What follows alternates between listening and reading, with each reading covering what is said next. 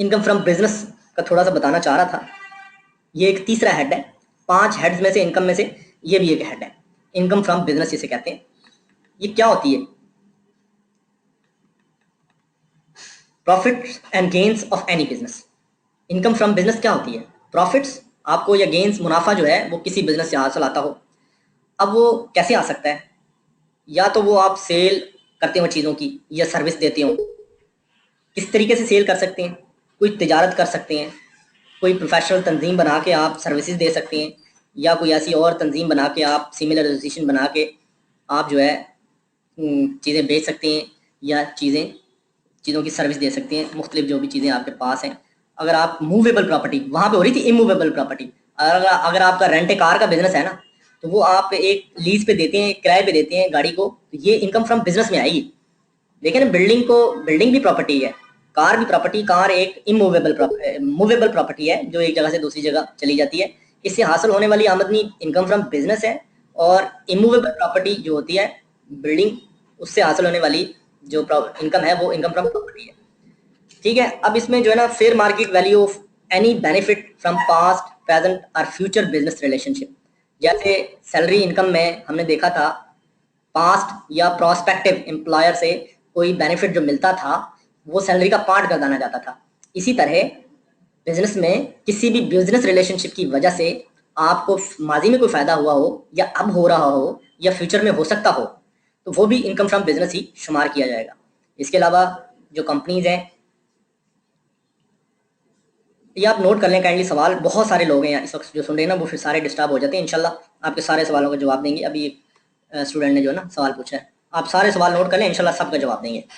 अब नीचे एक चीज़ है, management fee derived bye a management company. ठीक है, आपने ये मैनेजमेंट फ़ी जो है ये भी सैलरी की तरह होती है, लेकिन ये क्योंकि मैनेजमेंट फ़ी इसका नाम है, लिहाजा इसको आप सैलरी में जो है शुमार नहीं कर सकते। इससे हासिल होने वाली जो भी मैनेजमेंट फ़ी आपको मिलेगी वो भी आपकी इनकम फ्रॉम बिजनेस है। इसी तरह प्रॉफिट एंड डेट, जहाँ प्रॉफिट एंड डेट का मतलब क्या है? प्रॉफिट डेट का मतलब आप लें यहाँ पे कर्जा देना। आपका ये कारोबार है कि आप लोगों को पैसे देते हैं और सूद लेते हैं। ठीक है, सूदी कारोबार है आपका, ये भी शक्ल है कारोबार की। आपका ये कारोबार है, आप गली मोहल्ले में रहते हैं, बजाज हैं आप, और लोगों को कर्जा देते हैं और उस पर सूद वसूल करते हैं, तो ये आपका बिजनेस है। तो फिर ये आपकी बिजनेस इनकम कंसिडर होगी। लेकिन अगर आपका ये बिजनेस तो नहीं है, लेकिन अगर आपने ऐसे ही एक दोस्त को पैसे दे दिए, ऐसे इक्का दुक्का, कभी साल बाद, कभी 5-10 साल बाद, कभी कभार दे देना, तो फिर ये इनकम फ्रॉम बिजनेस नहीं होगी। इनकम फ्रॉम बिजनेस के लिए आपका ये प्रॉफिट एंड डेट वाला बिजनेस जो है ये एक रूटीन में करना जरूरी है, जैसा कि बैंक्स करते हैं। नीचे बैंक्स की मिसाल दी हुई है, leasing income from a scheduled bank और इन्वेस्टमेंट बैंक और मुदारबा और लीजिंग कंपनी। ठीक है, ये मुदारबा जो है ये भी एक शराकत दारी की टाइप है, हमारे इस्लामिक जो पार्टनरशिप का ये कॉन्सेप्ट है, इस्लामिक बैंकिंग का कॉन्सेप्ट है। ये जो लीजिंग इनकम हासिल करते हैं शेड्यूल्ड बैंक और इन्वेस्टमेंट बैंक्स और लीजिंग कंपनीज, ये इनकी बिजनेस इनकम होती है जो लीजिंग से हासिल करते हैं। ये उम्मीद है ये चीज़ आपको समझ लगी होगी। प्रॉफिट, अब एक स्लाइड आगे आ रही है, ये है कि प्रॉफिट्स और गेन्स क्या होते हैं। प्रॉफिट्स जो है वो आपको मुनाफा है, वो कैश की शक्ल में हो सकता है, वो काइंड में हो सकता है। मतलब है कि आप कोई कारोबार कर रहे हैं, ज़रूरी नहीं कि आपको जो दूसरा साथी है, दूसरा पार्टनर है, वो आपको कैश ही दे रहा हो, काइंड में भी दे सकता है, कोई आपको एक्सचेंज में कुछ चीज़ दे सकता है, जैसे बार्टर सिस्टम होता है। ठीक है, और नेट इनकम का कॉन्सेप्ट है, net income as opposed to gross income का जो कॉन्सेप्ट है। नेट इनकम वो होती है, ग्रॉस इनकम तो वो है ना कि आपको एक कारोबार से सीधी सीधी आमदनी आ गई, ग्रॉस इनकम आ गई। लेकिन नेट इनकम वो है जिसमें से आप अपनी तमाम, जिनकी आपको इजाज़त है डिडक्शंस की, उनको आप डिडक्ट कर दें, निकाल दें, फिर नेट इनकम वो आपकी बचती है। ग्रॉस इनकम में से तमाम डिडक्शंस जो आपको अलाउड हैं, तमाम खर्चे आप सादा ज़बान में समझ लें, उनको निकाल दें तो नेट इनकम बनती है। वो खर्चे क्या हैं आगे हम उनके बारे में पढ़ेंगे। ठीक है, और आपको इंशाल्लाह ये खर्चों वाली बात समझ आएगी और ये भी पता चलेगा नेट इनकम ग्रॉस इनकम से कैसे निकाली जाती है। अब ये है कि बिजनेस आपने, ज़रूरी नहीं कि आपने सारा साल ही बिजनेस किया हो। ठीक है, ये नीचे लिखा हुआ है कि जो बिजनेस की शर्त है कि आपने एक प्रॉफिट एंड गेन्स आपको बिजनेस से मिले हो, तो वो बिजनेस आपका ज़रूरी नहीं कि आपने वो सारा साल किया हो। ठीक है, ये आप कभी भी कर सकते हैं।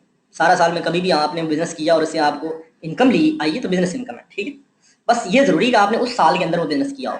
सिर्फ ये ज़रूरी है कि उस साल के अंदर किया हो, क्योंकि जिस साल के अंदर जो आपने बिजनेस किया है उस साल के अंदर जो इनकम आई है उसी साल के हिसाब से ट्रांजैक्शन टैक्स होगी। ठीक हो गया। जैसे नीचे मजीद वजाहत कर दी है, अगर एक सिंगल ट्रांजैक्शन भी आपकी हुई है, आप कहते हैं जनाब मेरा तो सारा साल कारोबार ठप रहा है, आपका भाई कारोबार तो है, आप उस दुकान में बैठते हैं, अगर आपकी साल में आपने एक ट्रांजैक्शन भी हुई है, आपका एक सौदा भी हुआ है, तो उससे हासिल होने वाली आमदनी भी इनकम फ्रॉम बिजनेस ही है। ठीक है।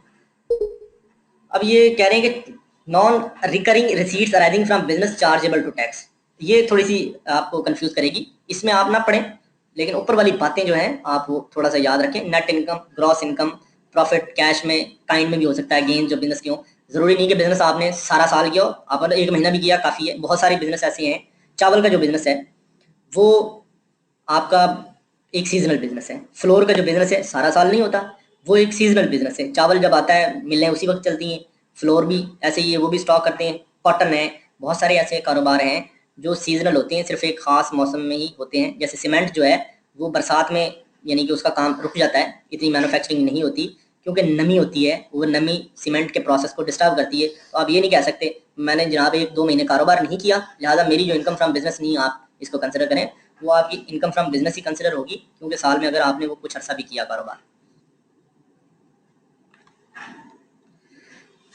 अब इसमें थोड़ा सा बिजनेस बाकायदा तौर पे ना इसकी तारीफ की गई है इस ऑर्डिनेंस के अंदर।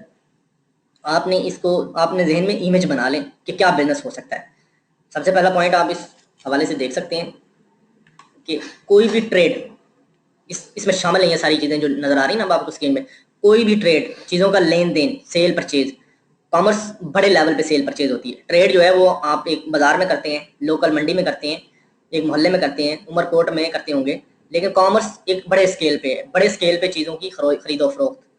ई कॉमर्स भी इसी के साथ का कॉन्सेप्ट है, ये भी एक बिजनेस है, ये भी बिजनेस में शामिल है। मैन्युफैक्चरिंग जो है इसके नीचे लिखा हुआ है, ये भी बिजनेस में शामिल है। इनकम फ्रॉम बिजनेस जब हम कैलकुलेट करेंगे, मैन्युफैक्चरिंग चीज़ें बनाना है, ठीक है, जब फैक्ट्रीज बनाती हैं बड़ी बड़ी।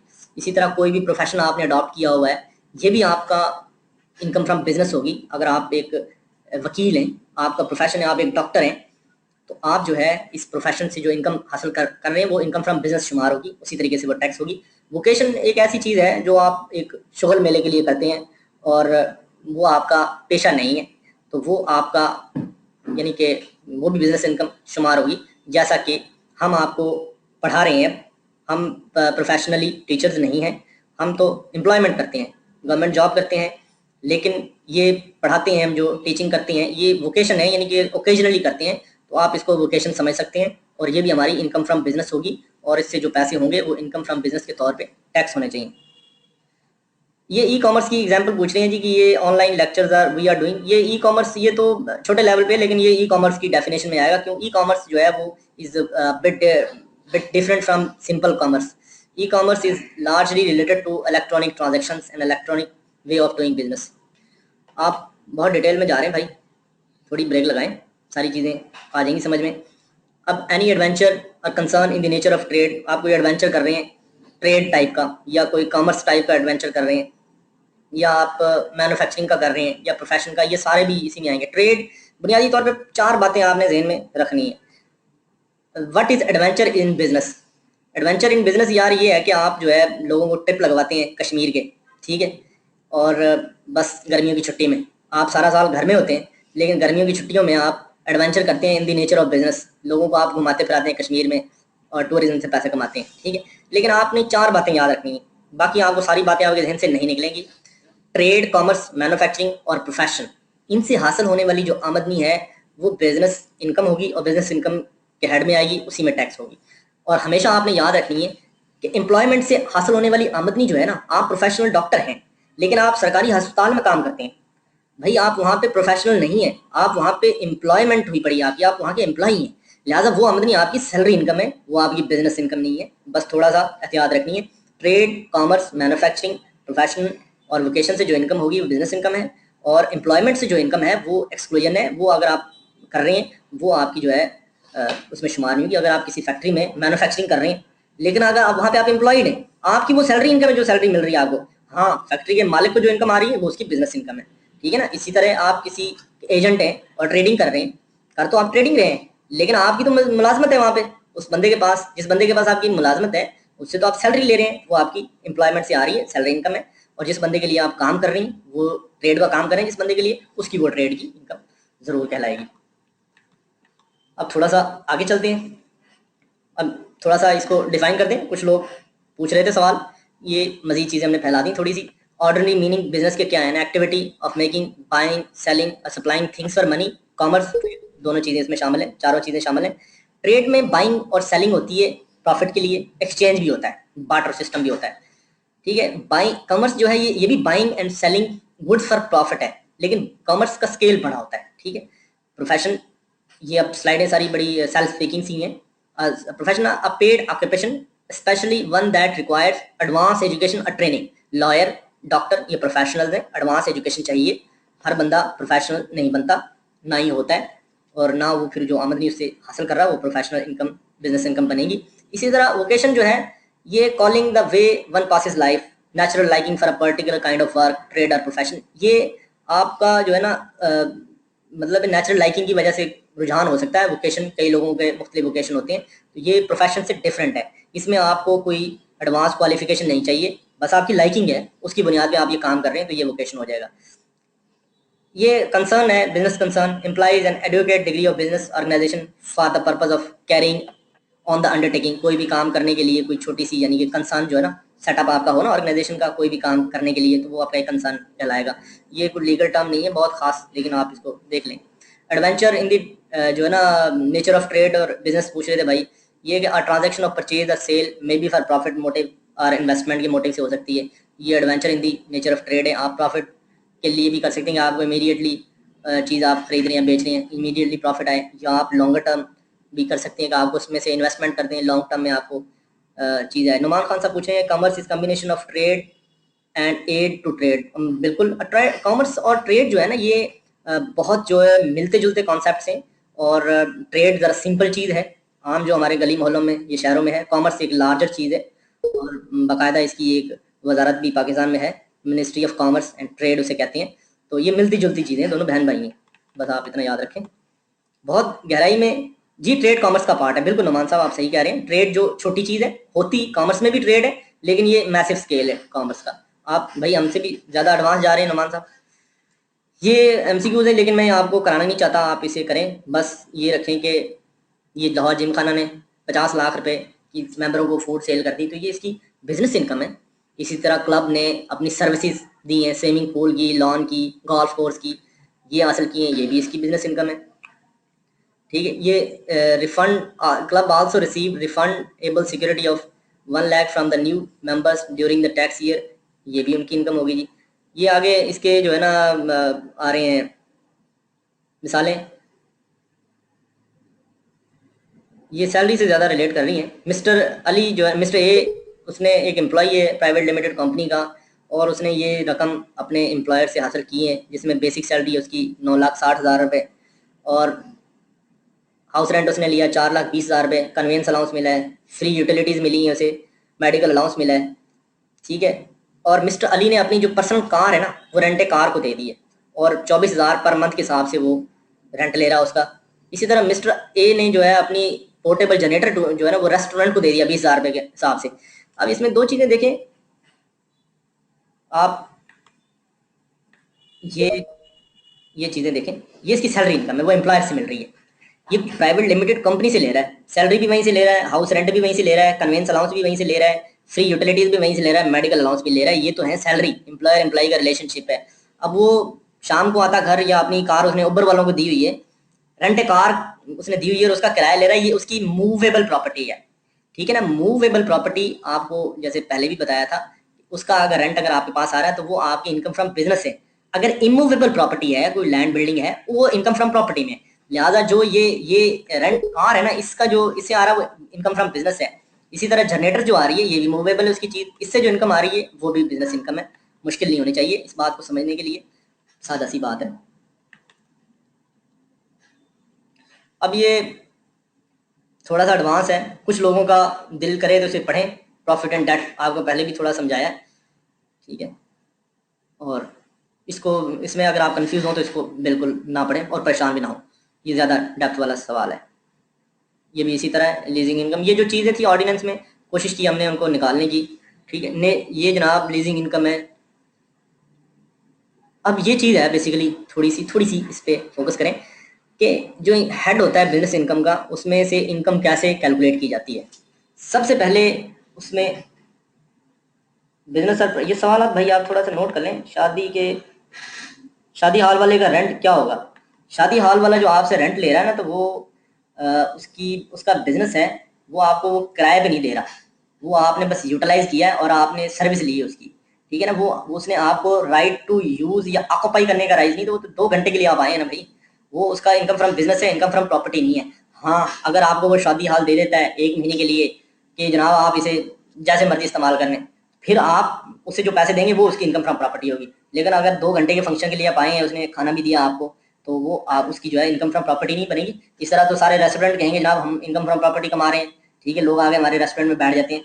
तो दूसरा एक बात और भी इसमें समझें कि अगर आप शादी हॉल में जाते हैं तो उधर तो 400 लोग जाते हैं, ठीक है, और जब आपको वो रेंट पे बिल्डिंग देता है तो वो एक बंदे का टाइटल होती है, ठीक है। इसमें भी थोड़ा सा याद रखें, वहाँ कहाँ 400 यूज करें, कहाँ एक। अब थोड़ा सा इस चीज को समझें कि इनकम कैलकुलेट कैसे की जाती है।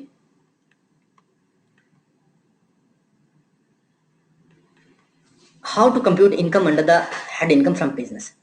दी इसमें ये होता है कि टोटल अमाउंट जो है ना आपने बिजनेस में जो कमाई है वो आप लिखते हैं, उसके साथ उसमें से मंथली कर देते हैं तमाम एक्सपेंसेस। आमतौर पे तो यही होता है ना, ठीक है। इसमें शर्त ये होती है कि जो एक्सपेंसेस है ना वो साल में आपने किए हों, ठीक है। ये जो लिखा हुआ है कि जो एक्सपेंसेस हैं वो आपने साल में किए हों, incurred in the same year, और वो जो एक्सपेंसेस हैं वो आपने बिजनेस पर्पस के लिए किए हों। कौन से एक्सपेंसेस की बात कर रहा हूँ मैं यहाँ पे? वो एक्सपेंसेस की बात मैं कर रहा हूँ जो आपने टोटल इनकम जो डिराइव की उससे निकालने, जो टोटल इनकम आपने डिराइव की है उससे आपने वो एक्सपेंसेस निकालने जो आपने बिजनेस के लिए किए हैं। कौन से? जो उस साल में किए हैं, और फिर जो होली उस साल में उस होली उस पर्पस के लिए, बिजनेस के पर्पस के लिए किए। अगर आपने एक गाड़ी किराए पे ली है अपने बिजनेस के लिए, लेकिन उस गाड़ी पे जो है आपके बच्चे भी आ जा रहे हैं, तो वो गाड़ी का जो एक्सपेंस है वो आपका घर का इस्तेमाल का एक्सपेंस हुआ, वो आपका प्योरली बिजनेस के लिए, मार्केटिंग के लिए नहीं है, तो वो गाड़ी का खर्चा अलाउ नहीं होगा। तो थोड़ा सा ये रखें कि इसको एक्सपेंस को जो है wholly solely for the purpose of business होना चाहिए एक को, ठीक है, और उसका कोई और यूज ना हो, एक्सक्लूसिव होना चाहिए उसको उस बिजनेस के लिए, और उस टैक्स ईयर में जिसमें वो हो रहा है, जिसमें क्लेम हो रहा है और जिसमें वो हो रहा है, उसे होना भी उस साल में चाहिए। नॉन बिजनेस कोई भी एक्सपेंस होगा उसकी डिडक्शन अलाउ नहीं है, ठीक है। उसको आप टोटल अमाउंट से निकाल नहीं सकते जो रिसीट्स हैं नेट इनकम तक, बिजनेस इनकम तक पहुंचने के लिए।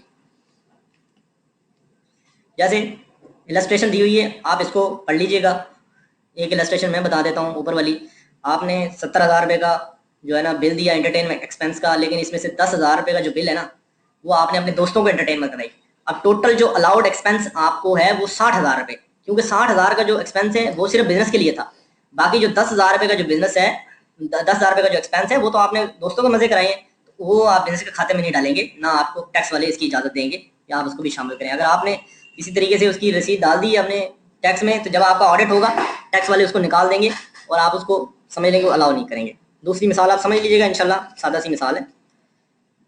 अब इसमें एक चीज़ ये भी है कि कोई ऐसा कारोबार है आपका जिसमें आप जानवर इस्तेमाल करते हैं, कोई भी किस्म के जानवर इस्तेमाल करते हैं, और वो जानवर जो है वो मर जाता है, ठीक है। अब ऐसा कौन सा बिजनेस हो सकता है? आपका डेयरी का बिजनेस है, डेयरी में आपकी भैंसें मर जाती हैं, तो या वो नकारा हो जाती हैं, आपके इस्तेमाल की नहीं रह सकती, तो उसका वो भी खर्चा समझा जाएगा, वो लॉस जो उसको भी खर्चा आप बना सकते हैं। कैसे बनाएंगे? उस जानवर 2 लाख रुपए की एक भैंस है, लेकिन वो मर गई, तो वो तो हाथी नहीं है कि वो 1.25 लाख का हो जाए, वो तो भैंस ही है, तो वो 2 लाख की तो नहीं रही। लेकिन उसकी खाल जो आपने 10,000 की बेच दी, तो 1,90,000 रुपये का बेसिकली आपको घाटा हुआ। तो ये 1,90,000 रुपये आप अपना एक्सपेंस के तौर पे क्लेम कर सकती हैं, आपके बिजनेस में आपका खर्चा हुआ है। ये सिर्फ जानवरों के लिए है, जानवर अगर आपके बिजनेस में इस्तेमाल होते हैं। अब ये कुछ खर्चात हैं जो आपको अलाउड नहीं है, इन्हें आप नहीं कर सकते क्लेम, ये बिल्कुल कतई तौर पे बहुत अहम है। इनमें से जरूर एमसीक्यूज आएगा, तमाम लोग इस स्लाइड को जरूर पढ़ें, बार बार पढ़ें, इसको समझें, और अगर अभी समझ नहीं आ रही अगले दिन फिर पढ़ें, 1-2 दिन पढ़ें। ये स्लाइड जो है इनकम टैक्स की समझ लेंगे, ये जो सेक्शन है ना 21, ये ऐसा है कि इसमें से वो मिस नहीं कर सकता, एमसीक्यूज उसने देना ही देना है। ये कैसी चीज है? इसका टाइटल है इन एडमिजिबल डिडक्शंस, कि कौन से खर्चे जो हैं वो बिजनेस इनकम से आप नहीं निकाल सकते नेट इनकम या टैक्सेबल बिजनेस इनकम तक पहुंचने के लिए। वो खर्चे ये हैं कि कोई भी आपने खर्चा किया है, एनी सेस, सेस जो है ना ये टैक्स की एक किस्म है, चार्ज है, रेट भी टैक्स की टाइप की चीज है। और टैक्स लेविड ऑन प्रॉफिट्स और gains are assessed as a percentage on the basis of profits and gains. आपने कोई टैक्स अदा कर दिया है, इनकम टैक्स आपने अदा कर दिया है अपने बिजनेसमैन के तौर पे, और आप ये कहते हैं मेरा खर्चा होया जी, मेरा खर्चा हो गया है, मैंने ये टैक्स दिया है, तो टैक्स खर्चे के तौर पे डिडक्शन अलाउड नहीं है टैक्स की। ठीक है, अगर आप ये बिजनेस कारोबार करते हुए आपने टैक्स को अदा कर दिया है, ठीक है, तो वो टैक्स भले इनकम टैक्स ही हो, वो खर्चे के तौर पे अलाउड नहीं है। ठीक है, हाँ इसमें यह है कि इनकम टैक्स आपका अगर सोर्स पे डिडक्ट हो जाता है ना सेल ऑफ गुड्स में, तो ये आपका जो है ये भी आपका अलाउड नहीं है। इनकम टैक्स अगर आपका सोर्स पे कट जाता है, इनकम टैक्स आपका अगर सोर्स पे जो कट गया है वो भी खर्चे के तौर पे अलाउड नहीं है कि आप उसको खर्चे के तौर पे क्लेम कर दें।